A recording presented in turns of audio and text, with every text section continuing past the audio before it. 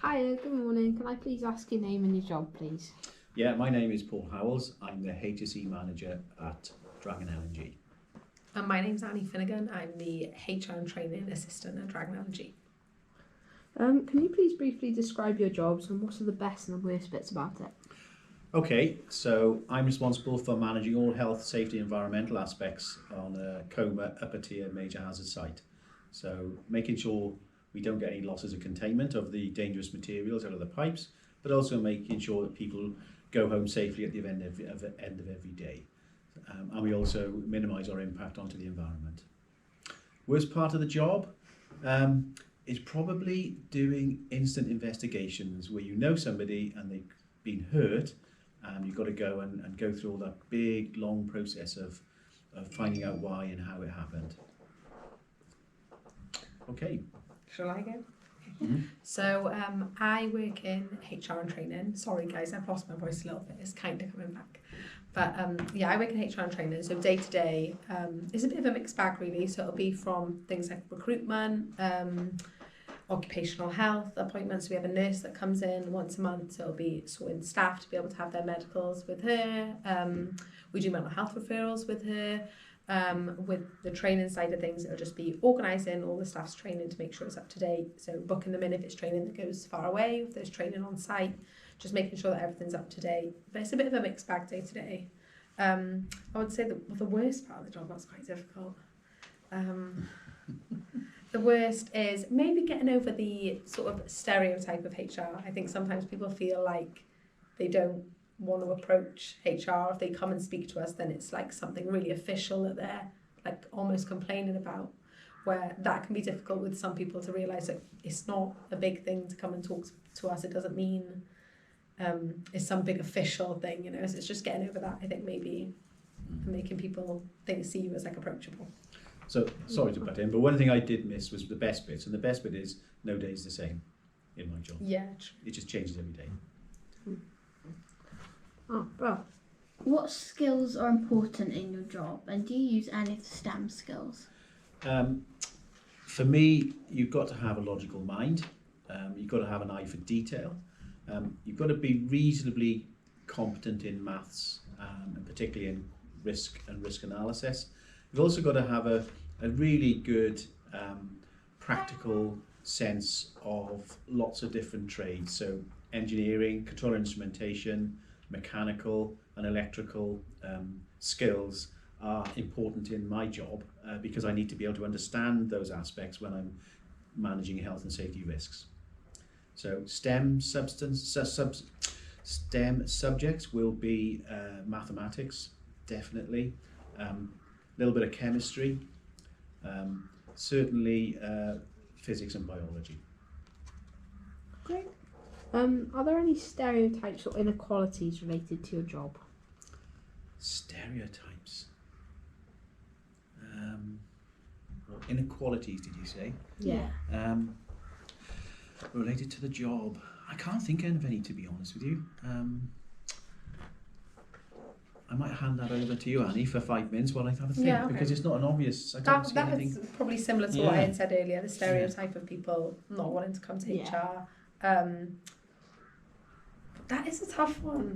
Maybe we should have took this and prepared on something. Well, I think the thing for me is everybody thinks health and safety is my job, but it's not. Yeah. It's everyone's job.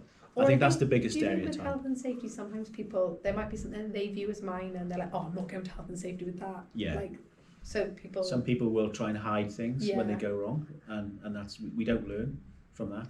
So it's very important that we're open and we're honest with each other so we can learn from each other. And so that's another sort of skill that you need, really. It's a good communicator.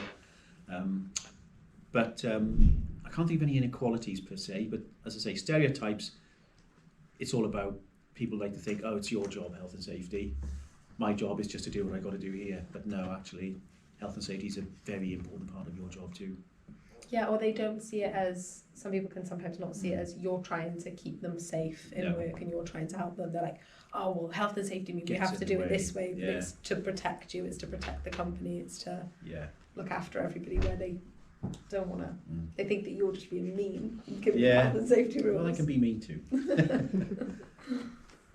How would I be able to get a job like yours? What qualification or experience would I need? Okay, well, I'll give you a potted history. I worked really hard in school. I got 9 O-levels, 3 A-levels, and then went on to university to do a degree. Believe it or not, in agricultural economics. I then worked within government in the health and safety executive as an inspector. So you had to have a degree to matriculate to get into that job. Then I got a postgraduate qualification in health and safety. And from there, then I just built up years and years of experience, and I've worked in various industries. So to get into this type of job, you do need to really do well in school.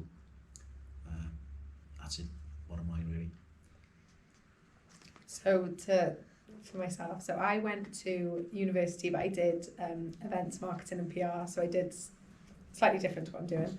And I did that in that industry for a couple of years. And then a job came available here. And I knew there was such a good company to work for that I applied. And so what it was mine's sort of like a training on the job. So I will do my HR qualifications, but I'll do it through work. So I'll do a course through here that Dragon will provide for me to do. So I think I'll do it at Pembrokeshire College actually.